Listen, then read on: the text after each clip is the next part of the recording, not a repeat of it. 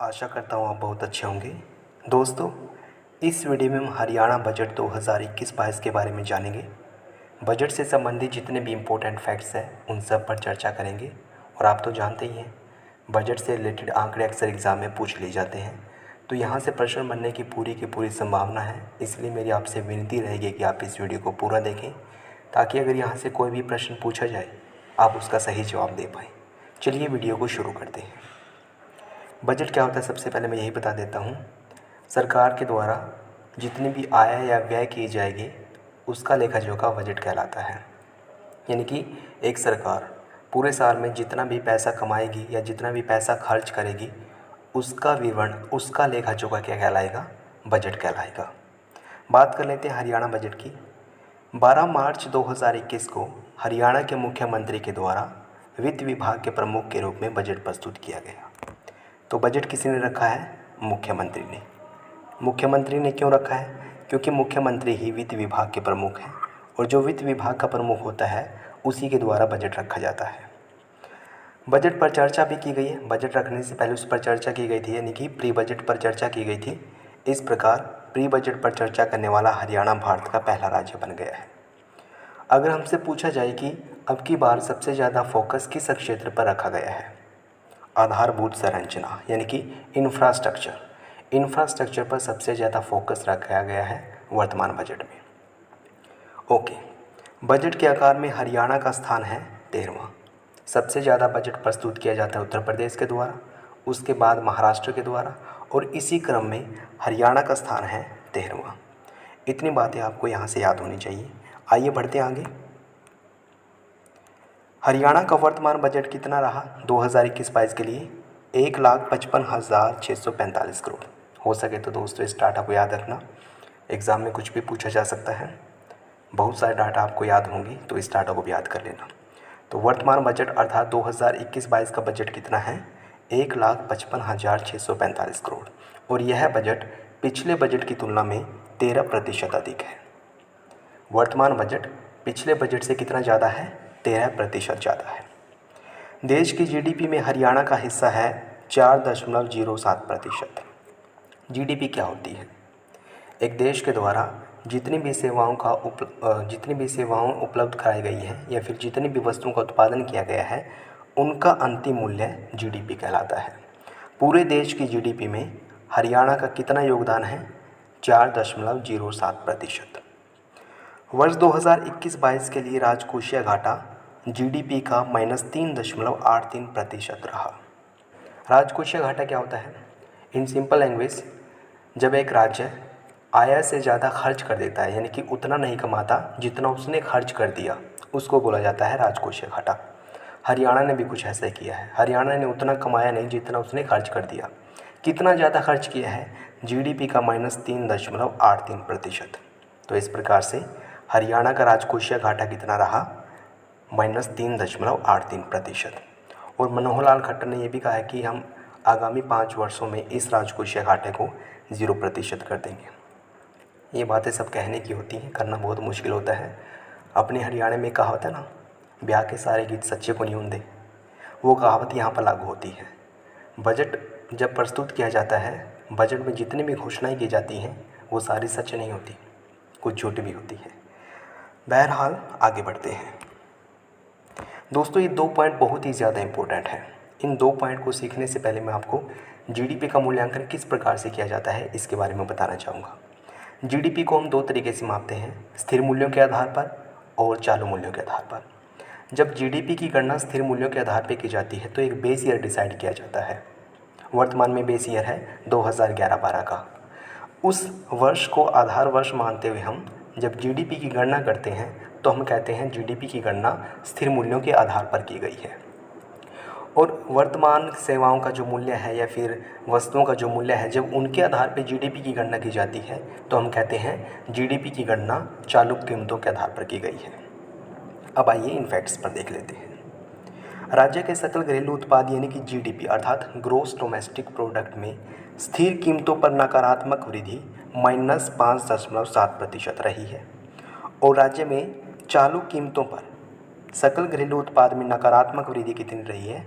-2%। याद रखना, स्थिर कीमतों पर वृद्धि कितनी रही है? -5.7%। और चालू कीमतों पर वृद्धि कितनी रही है? -2%। ये डाटा अच्छे से याद रखना। बढ़ते हैं आगे, बट उससे पहले मैं आपको बताना चाहूँगा कि हमने हरियाणा से संबंधित कुछ वीडियो बना रखी हैं जो कि करंट अफेयर से रिलेटेड है। अगर आपने ये वीडियो नहीं देखी है तो आप ज़रूर देखना, यहाँ से प्रश्न पूछे जा सकते हैं। और आप तो जानते ही हैं HSSC ने करंट अफेयर का वेटेज बढ़ा दिया है, करंट अफेयर के ज़्यादा प्रश्न पूछने शुरू कर दिए हैं HSSC ने। तो करंट अफेयर को ध्यान से पढ़ना, हल्के में मत लेना इसको अच्छे से तैयार करना ताकि आप एक अच्छा स्कोर कर पाएँ। तो इस वीडियो में हमने हरियाणा राज्य आर्थिक सर्वेक्षण 2020-21 के बारे में पढ़ा था। हरियाणा का जो भी नया डाटा है वो सारा का सारा इस वीडियो में बताया गया है, और जो डाटा चेंज हुआ है उसको भी यहाँ पर बताया गया है। और जिस डाटे में चेंज होता है ना, वहाँ से प्रश्न बनने की ज़्यादा संभावना होती है, तो आप इस वीडियो को ज़रूर देखना। फिर हमने महत्वपूर्ण योजनाओं से संबंधित वीडियो बनाई थी, जैसे अवैध खनन से संबंधित योजना कौन सी है, ये एक प्रश्न कांस्टेबल के एग्ज़ाम में पूछा गया था। तो योजनाओं से संबंधित अक्सर प्रश्न पूछे जाते हैं, तो मेरी आपसे रिक्वेस्ट रहेगी कि आप इस वीडियो को अच्छे से ज़रूर देखें। हरियाणा में पहली बार क्या कुछ हुआ है 2020-21 में, उस पर भी हमने वीडियो बनाई है। हरियाणा की नई स्थापनाएँ 2020-21 में कौन कौन सी चीज़ें इस्टेब्लिश की गई हैं, उस पर भी हमने वीडियो बना रखी है। और हरियाणा में नई नियुक्तियाँ की गई हैं कुछ, उस पर भी हमने वीडियो बना रखी है। अगर आपने ये वीडियो नहीं देखी है तो आप ज़रूर देख लेना, यहाँ से प्रश्न पूछे जा सकते हैं। आइए फिर से लौट आते हैं हरियाणा बजट पर। हरियाणा बजट में क्या कुछ घोषणाएं की गई हैं, आइए देख लेते हैं। मुख्यमंत्री मनोहर लाल ने बजट में मुख्यमंत्री अंत्योदय उत्थान अभियान की घोषणा की है। मुख्यमंत्री अंत्योदय उत्थान अभियान क्या है? इसके तहत 1 लाख निर्धनतम परिवारों यानी कि 1 लाख सबसे गरीब परिवारों को आर्थिक सहायता दी जाएगी। प्रश्न ऐसे पूछा जाएगा कि मुख्यमंत्री अंत्योदय उत्थान अभियान किससे संबंधित है? जो 1 लाख निर्धनतम परिवार हैं उनको आर्थिक सहायता देने से संबंधित है। ठीक है। हरियाणा देश का पहला राज्य है जिसने आत्मनिर्भर भारत पहल के तहत डिस्टेंस राशन टोकन स्कीम लागू की है।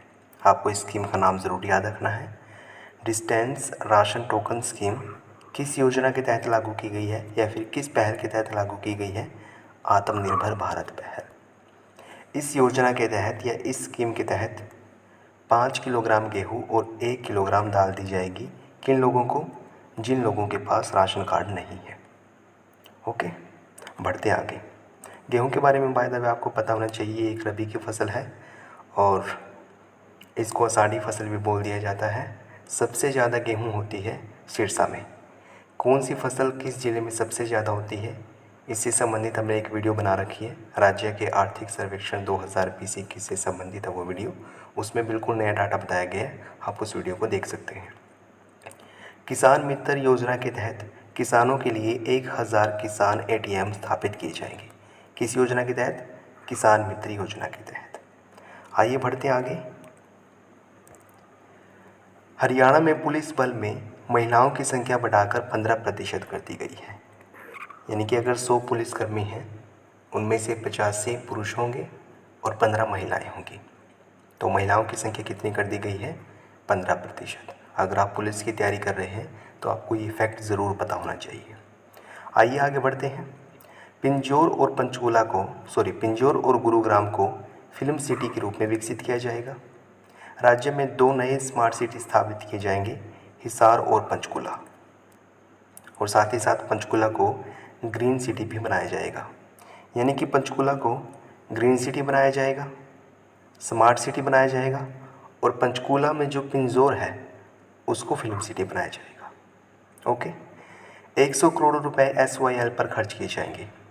हालांकि ये बात हर बजट में होती है कि SYL पर 100 करोड़ रुपए खर्च किए जाएंगे, करते नहीं है बट खैर यहाँ पर हम SYL के बारे में जानेंगे। SYL यानी कि संयुक्त सतलुज यमुना लिंक, यह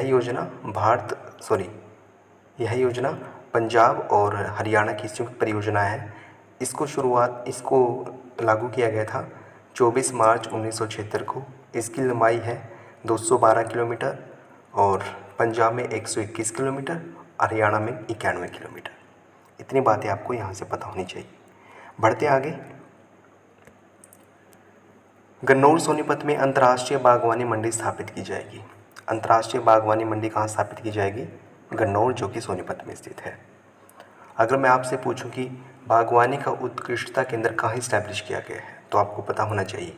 अगर आपको पता है तो कमेंट बॉक्स में ज़रूर लिखिए। अगर नहीं पता है, स्थापनाओं से संबंधित हमने जो वीडियो बना रखी है आप उसको देखें, आपको पता लग जाएगा। मैंने डिटेल में बता रखा है वहाँ पर। ऐसी यानी कि शेड्यूल्ड कास्ट अर्थात अनुसूचित जाति के लिए जो कानूनी सहायता दी जाती थी उसको 11,000 रुपये से बढ़ाकर 22,000 रुपये कर दिया गया है। और एक नया कर लगाया गया है, पंचायती कर। पंचायती कर बिजली की खपत पर 2% होगा। पंचायती कर कितना होगा? बिजली की खपत पर 2%। शीला गांव लाहौरू भिवानी में वीटा का लघु दूध संयंत्र लगेगा। वीटा का लघु दूध संयंत्र कहाँ पर लगेगा? लाहौरू भिवानी के शीला गांव में। और राज्य की 32 मंडियों को ई-नैम परियोजना के साथ जोड़ा जाएगा। ई-नैम परियोजना क्या है? इसकी फुल फॉर्म है इलेक्ट्रिसिटी नेशनल एग्रीकल्चर मार्केट। इस योजना के तहत 32 मंडियों को जोड़ा जाएगा। बढ़ते आगे। 1 लाख एकड़ भूमि पर ज़ीरो बजट खेती की जाएगी, अर्थात जैविक खेती की जाएगी। जैविक खेती क्या होती है? बिना रसायन या फिर बिना उर्वरकों के साथ की जाने वाली खेती को जैविक खेती कहते हैं या फिर जीरो बजट खेती कहते हैं। यानी कि यहाँ पर केमिकल्स का इस्तेमाल नहीं करना है। इस्तेमाल किस चीज़ का करेगी? जो बायोगैस है या फिर कैंचुओं से निर्मित खाद है उसका प्रयोग करके खेती की जाएगी और उसी को जीरो बजट खेती बोला जाता है या फिर जैविक खेती बोला जाता है। 1 लाख एकड़ भूमि पर ये खेती की जाएगी। ओके। गरवा गांव लाहौरू भिवानी में झींगा मछली कल्चर सेंटर इस्टेब्लिश किया जाएगा। मोस्ट इम्पोर्टेंट पॉइंट, झींगा मछली कल्चर सेंटर कहाँ पर इस्टेब्लिश किया जाएगा? लाहौरू के गरवा गांव में इस्टेब्लिश किया जाएगा। और लाहौरू भिवानी में ही बकरी प्रजनन केंद्र स्थापित किया जाएगा। आप ये सोच रहे होंगे कि लाहौरू भिवानी में कृषि से संबंधित या पशुपालन से संबंधित इतनी सारी गतिविधियाँ क्यों हो रही है? आपको बता दें, जो हमारे कृषि मंत्री है या फिर पशुपालन विभाग जिनके पास है वो है जेपी दलाल। और जेपी दलाल का चुनाव क्षेत्र है लाहौरू भिवानी, इसलिए लाहौरू भिवानी में पशुपालन से संबंधित या कृषि से संबंधित इतनी सारी गतिविधियाँ हो रही हैं। आइए बढ़ते आगे। महाराजा अग्रसेन मेडिकल कॉलेज जो कि अग्रोहा में स्थित है, यहाँ पर कैंसर इंस्टीट्यूट इस्टेब्लिश किया जाएगा। मोस्ट इम्पोर्टेंट पॉइंट, ये बार बार एग्ज़ाम में पूछा जाता है कि महाराजा अग्रसेन मेडिकल कॉलेज कहाँ पर है? अग्रोहा, हिसार में। और इसी कॉलेज में कैंसर इंस्टीट्यूट बनाया जाएगा। मानेसर जो कि गुरुग्राम में स्थित है, इसे ग्लोबल सिटी के रूप में विकसित किया जाएगा। ये था दोस्तों हरियाणा बजट 2021-22 के बारे में। आशा करता हूँ आपको यहाँ से कुछ सीखने को मिला होगा, आपने इस वीडियो को एंजॉय किया होगा। अगर आपको वीडियो अच्छी लगी है तो इसको लाइक और शेयर करना ना भूलें। अगर आपने चैनल को सब्सक्राइब नहीं किया प्लीज़ अभी सब्सक्राइब करें। और यदि आप हमारी इंपॉर्टेंट PDFs पाना चाहते हैं तो नीचे डिस्क्रिप्शन में टेलीग्राम चैनल का लिंक दे रखा है, उसे ज्वाइन करके आप PDF पा सकते हैं। वीडियो देखने के लिए आपका बहुत बहुत धन्यवाद।